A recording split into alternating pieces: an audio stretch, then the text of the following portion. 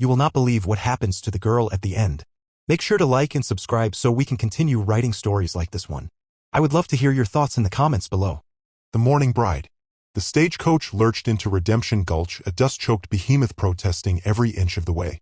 Caleb Miller, perched like a wary bird on the general store's stoop, watched it approach, a premonitory chill settling in his stomach. Months he'd spent anticipating this day, a day of shared ventures, of partnership, though his imaginings had stalled there. The woman who descended bore no resemblance to the dewy-eyed bride of his fantasies. Towering over him, she was a figure draped in deepest ebony, a shade so profound it seemed to swallow the very light.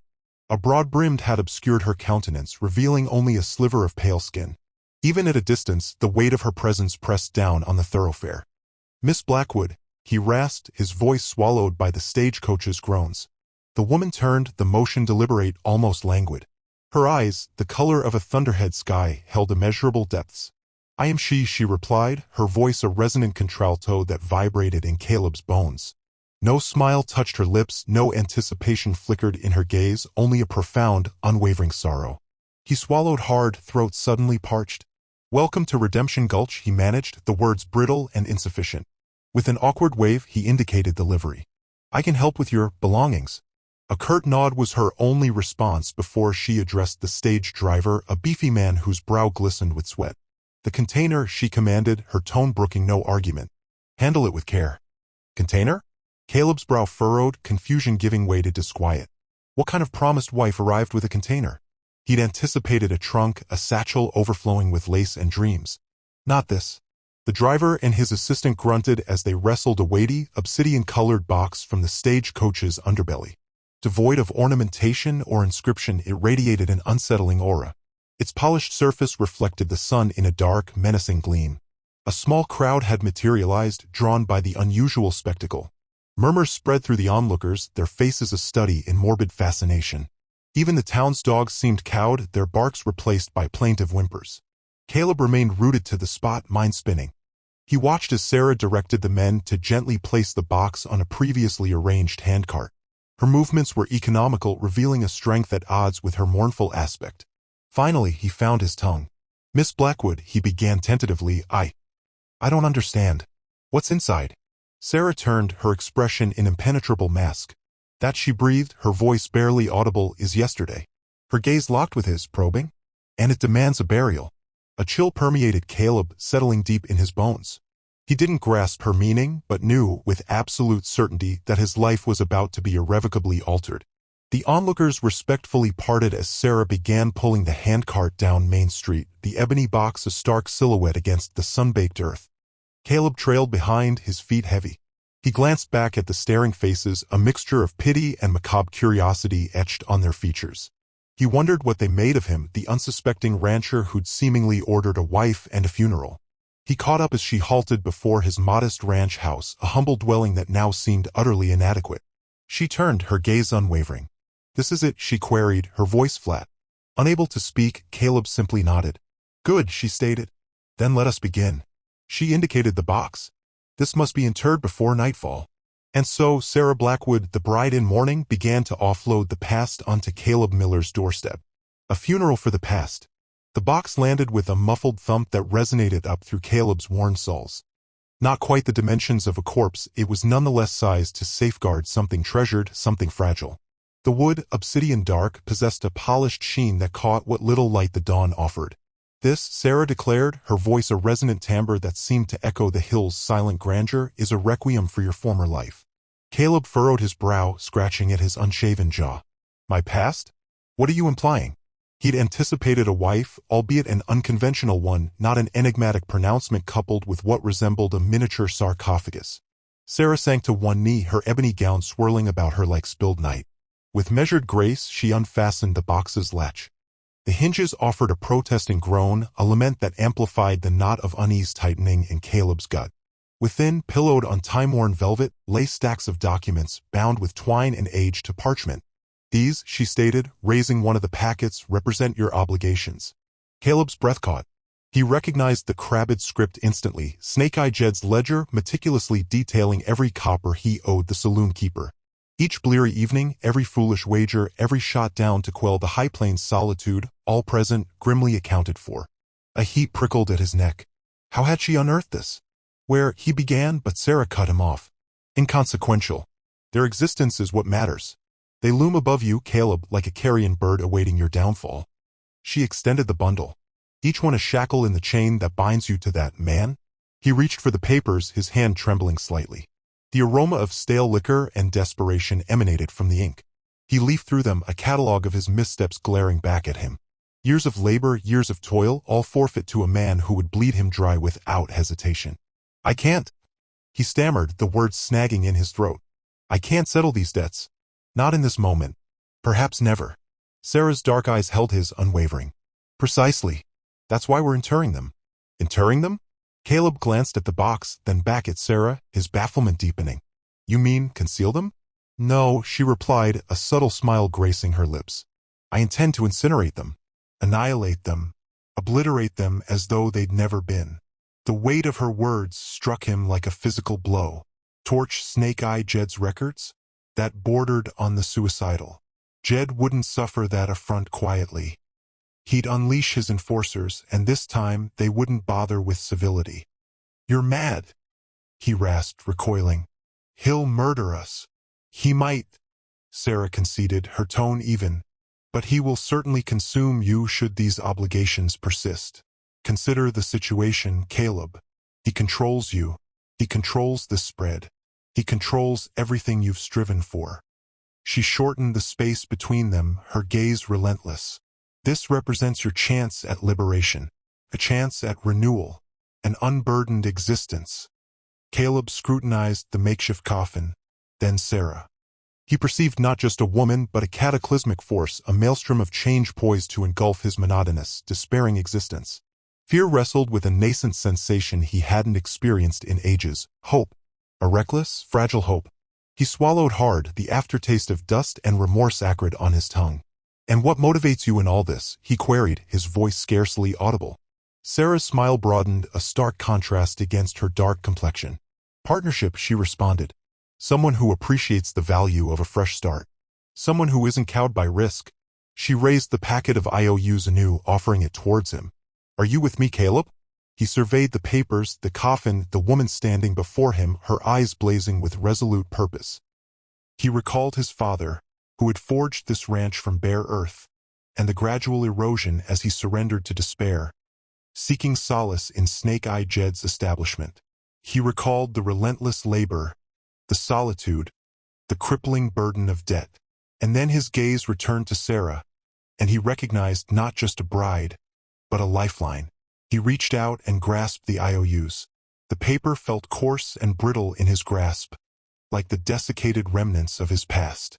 Let's bury it, he stated, his voice acquiring strength, imbued with a newfound conviction. Let's bury it all. Snake-Eye's ire. The Golden Gulch saloon reeked of stale beer and cheap cigars, a miasma that clung to the very timbers. Snake-Eye Jed slammed a fist down, rattling the half-empty bottle of firewater on the scarred poker table. His good eye, a hard glint in the gloom, narrowed. Gone, he grated, his voice a saw rasping against bone, halting the piano player's jaunty tune. You're telling me those damned IOUs are missing? Clem, Jed's jittery bookkeeper, shuffled, wishing himself dust in the wind. That's the truth, Jed. Vanished from the strongbox. Locked tight myself, last night. A frigid fury blazed in Jed's single good eye. Those IOUs, the lifeblood sucked from Redemption Gulch, the fortunes of farmers and prospectors distilled into paper chits, now poof?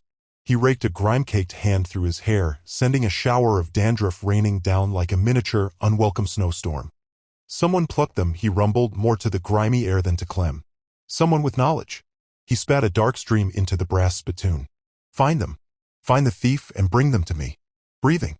A cruel curl tugged at the corner of his lips. For a time, at least. The saloon doors burst open, letting in a gust of wind along with Rooster and Silas, Jed's enforcers. Rooster, a mountain of muscle with the intellect of a fence post, popped his knuckles. Silas, all sinew and shadow, sported a silver glint of knife on his thigh. They were Jed's favored tools for conversation. Rooster, Silas, Jed barked, get to work. Comb through every hole in this town. I want those IOUs recovered and the thieving varmint swinging from the highest branch in Redemption Gulch. Outside Miller's ranch, Caleb shielded his eyes against the setting sun, a molten coin disappearing behind the saw-toothed mountains. The day's events still felt surreal, a mail-order bride arriving with a coffin full of incriminating debts. Madness. He glanced at Sarah, a silent sentinel on the porch, her face turned towards the encroaching night. Her black dress billowed in the wind, making her seem spectral. "I still don't grasp it," he murmured. "Why bring them here?"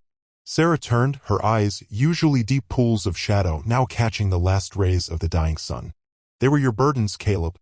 Your life forfeit to Jed. I brought them to offer you a chance at freedom." A clatter of hooves shattered the stillness. Two riders, dark silhouettes against the fiery sky, pounded towards the ranch. Caleb recognized Rooster and Silas, their faces a familiar threat from town.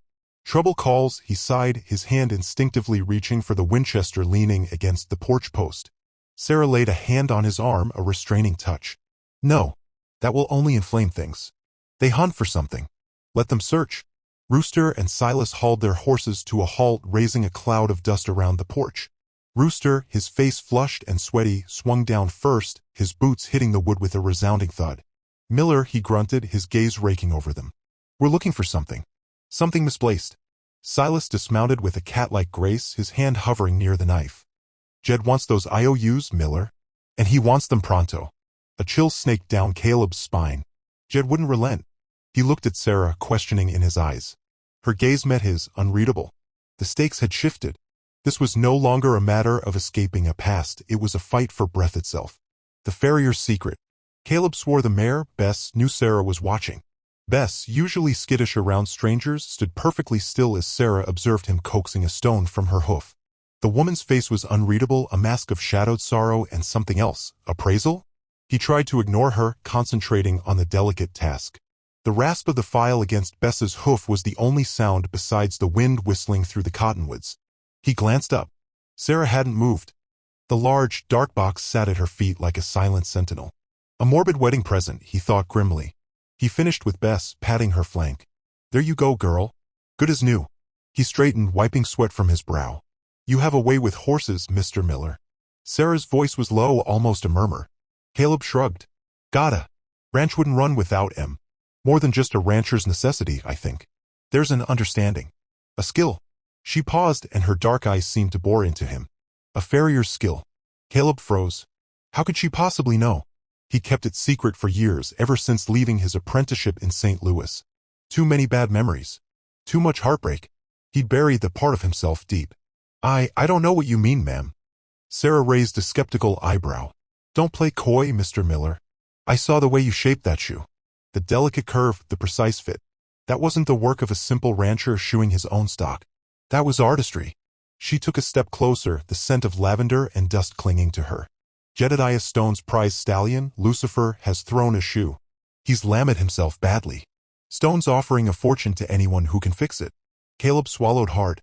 Stone's reputation preceded him. Cruel, ruthless, and not someone you wanted owing you anything. Or worse, the other way around. "I'm not interested." Sarah's expression hardened. "You can't afford not to be. You think torching those IOUs solved all your problems? Stone doesn't forget. He doesn't forgive. He'll find another way to bleed you dry.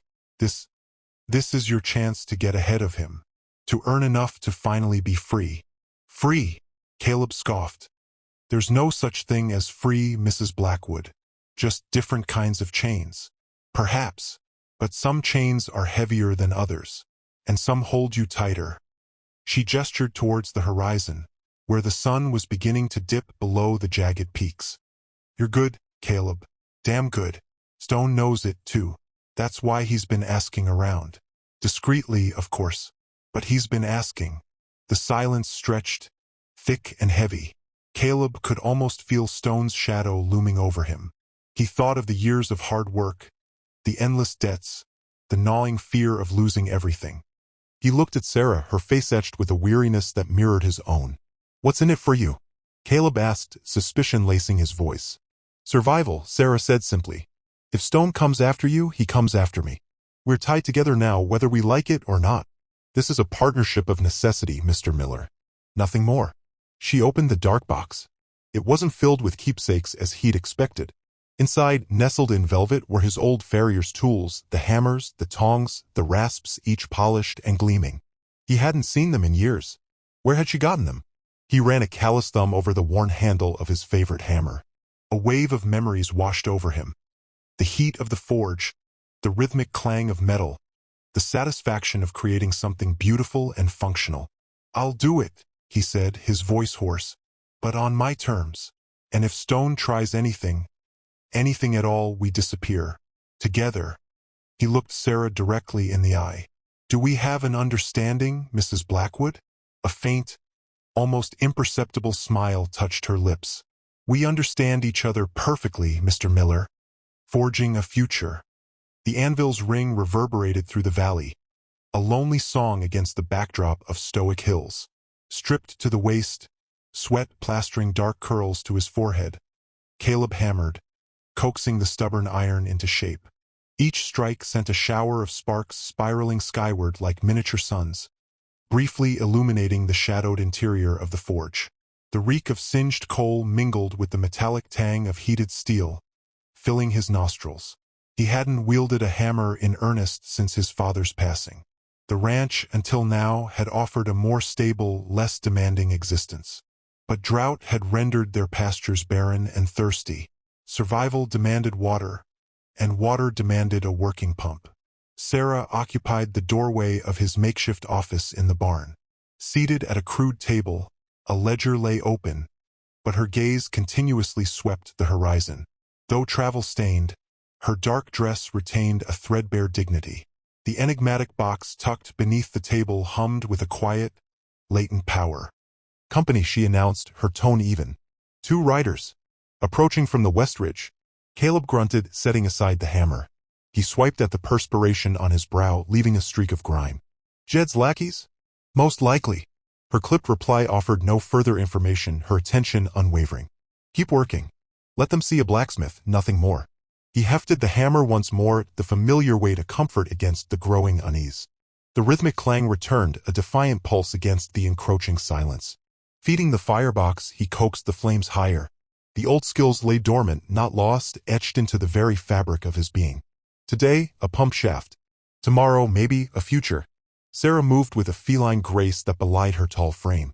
Retrieving the rifle propped against the wall, she handled the weapon with practiced ease. "I'll handle the social niceties," she said, her gaze never wavering from the ridge. The riders materialized against the skyline, becoming distinct shapes. Caleb recognized Rooster and a scrawny youth, Finch, a denizen of the local saloon. Ignoring them, he continued his work as they dismounted and secured their mounts to the fence. Rooster sauntered towards the forge, Finch glued to his heels like a shadow. "Miller," Rooster drawled, spitting a viscous stream of tobacco juice that landed with a wet splat. "Jed's curious about what you're up to. This forge hasn't seen fire in years." Caleb didn't pause. "Fixing a pump," he replied, his voice roughened by exertion. "Need water for the cattle." "Water's precious these days," Rooster observed, his eyes gleaming with avarice. "Jed's been mighty generous letting you draw from the creek." "Generous?" Sarah's voice sliced through the air, a frigid blade. She stepped from the office, the rifle resting casually across her forearms. "You call extortion generosity?" Rooster's gaze sharpened, locking onto Sarah. His features hardened. "And who might you be, ma'am?" "Someone who values a promise kept," she responded, her voice unwavering, "and understands the consequences of its breakage." Finch shuffled nervously, avoiding eye contact. But Rooster stood firm, a sneer twisting his lips. "Jed doesn't take kindly to threats." "Then perhaps Jed should learn to honor his word," Sarah retorted, her eyes glittering like granite.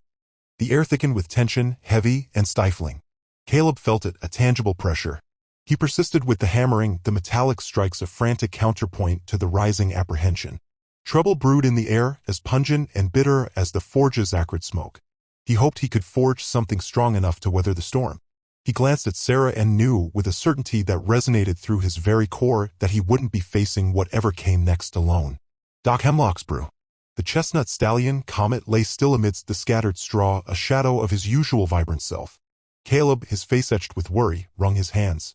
Sarah moved with quiet purpose, her dark skirts brushing against the earthen floor of the stable.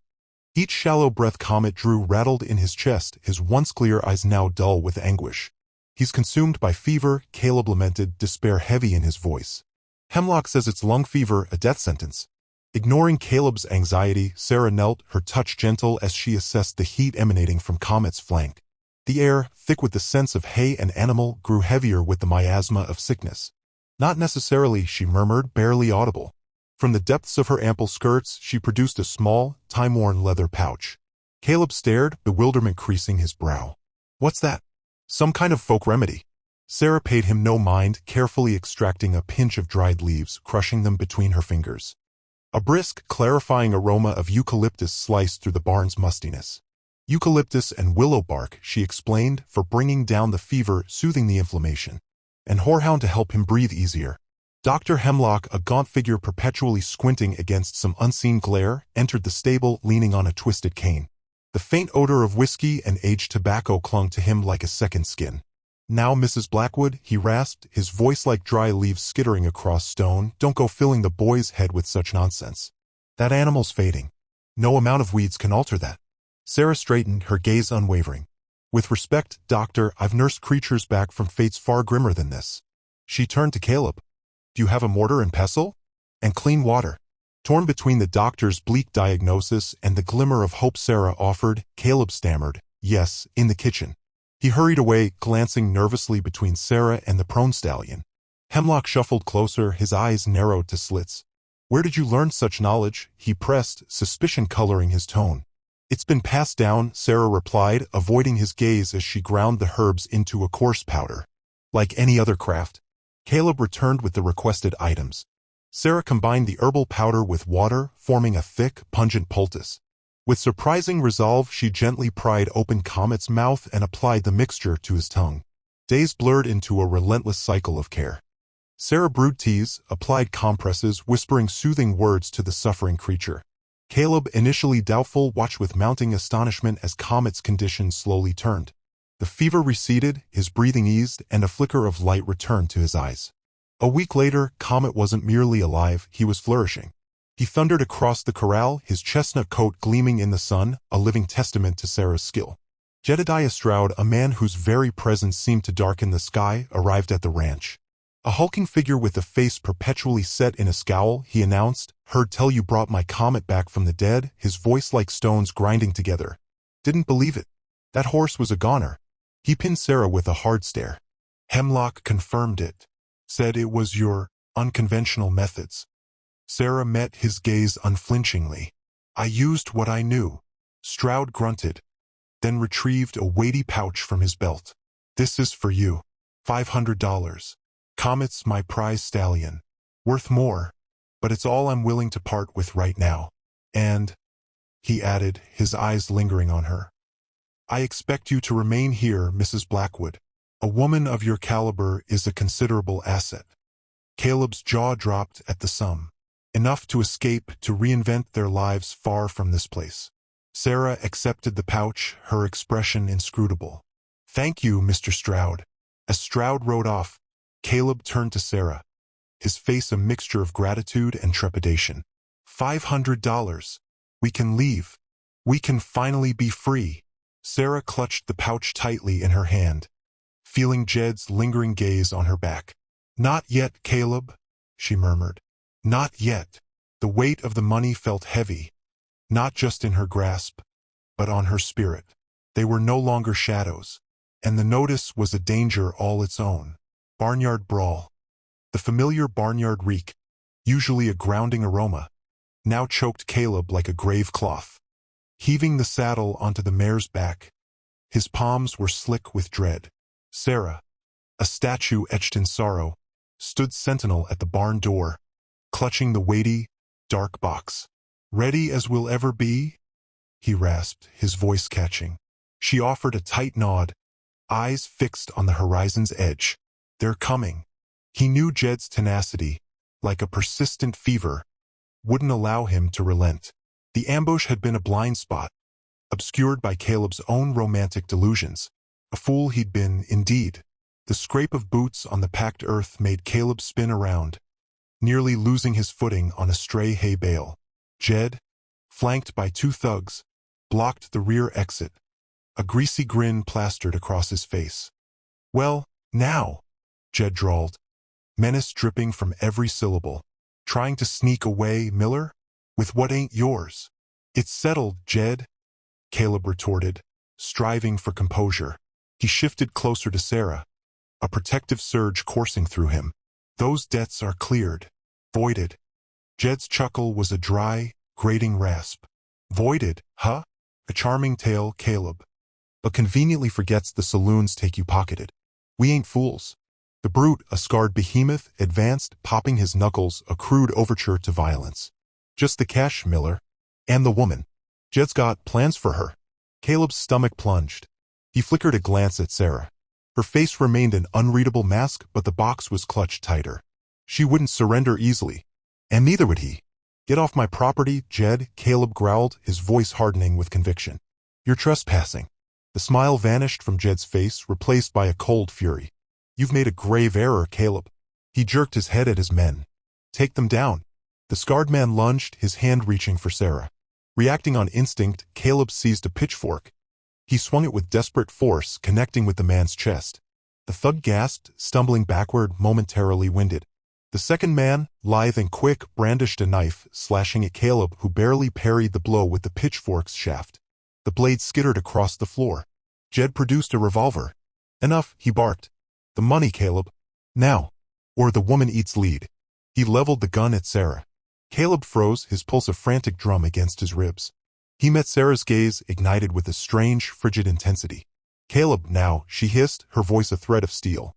Before Caleb could decipher her intention, Sarah hefted the heavy box above her head and smashed it onto the floor.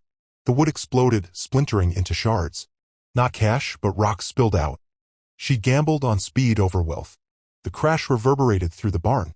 Jed and his men recoiled, momentarily stunned. In that heartbeat, Sarah scooped up armfuls of loose hay and flung it into the air. Fire, she screamed. He's trying to torch the place. Understanding dawned. Diversion. Seed panic. Caleb grabbed a lantern and hurled it against the wall. The oil splattered, turning the dry hay into an instant inferno. Flames clawed up the wood, consuming the barn. Chaos erupted. Jed bellowed in rage, firing his gun wildly. The bullet sang past Caleb's ear, embedding itself in a hay bale. The thugs howled, hacking and stumbling towards the exit through the rising smoke. Saddle the horses. Sarah yelled, seizing Caleb's arm. Now! They staggered through the burning barn, evading flames and collapsing beams. The horses, crazed by the heat and gunfire, reared and screamed. Caleb gripped the mare's reins, pulling her toward the open air. Sarah followed, guiding the other horse. Jed stood outlined by the blaze, his features twisted into a mask of pure hate. He raised his revolver once more. You'll regret this, Miller, he screamed over the roaring fire. This ain't finished. Caleb offered no response. He spurred the mare into a gallop, Sarah riding hard beside him. They fled the inferno, the heat searing their backs, leaving behind a pyre of their old lives, uncertain of tomorrow, but bound together in a desperate alliance. Flames of freedom. The air in the saloon hung thick with anticipation, but it wasn't the joyful kind. It was the heavy, stifling kind that precedes a storm. Sarah placed the coffin on the scarred mahogany bar, the thud echoing in the sudden silence. Jed, his face mottled with anger, pushed himself away from a poker table littered with chips. What in tarnation is this, Blackwood? He growled, his hand instinctively reaching for the revolver at his hip. Sarah ignored him, her gaze sweeping over the room, taking in the nervous faces of the townsfolk, the wary eyes of Jed's men. These, she said, her voice low but carrying, are your instruments of control, your chains forged in greed. Caleb shuffled beside her, his confusion palpable. He'd expected a wife, someone to share the work and the loneliness of the ranch. Not this. Not a woman radiating such quiet power, radiating such a funeral pyre. With deliberate movements, Sarah pried open the coffin. The scent of cedar mingled with something else, something acrid and unfamiliar. Inside, nestled amongst layers of black cloth, were the IOUs. Hundreds of them. Slips of paper representing lives mortgaged, dreams deferred, futures stolen. A collective gasp rippled through the saloon. Jed's face contorted. Those are mine, he roared. Sarah produced a tinderbox from the depths of her morning gown. The metallic click as she struck flint against steel was deafening. A spark caught and she touched the flame to a corner of one of the IOUs. "These debts are paid," she declared, her voice unwavering. The flame licked greedily at the paper, then spread. Soon, the entire coffin was ablaze, the fire casting dancing shadows on the walls. The smell of burning paper filled the air, mingling with the stench of whiskey and fear. Panic erupted. People scrambled back, coughing and shielding their faces. Jed bellowed, a primal scream of fury.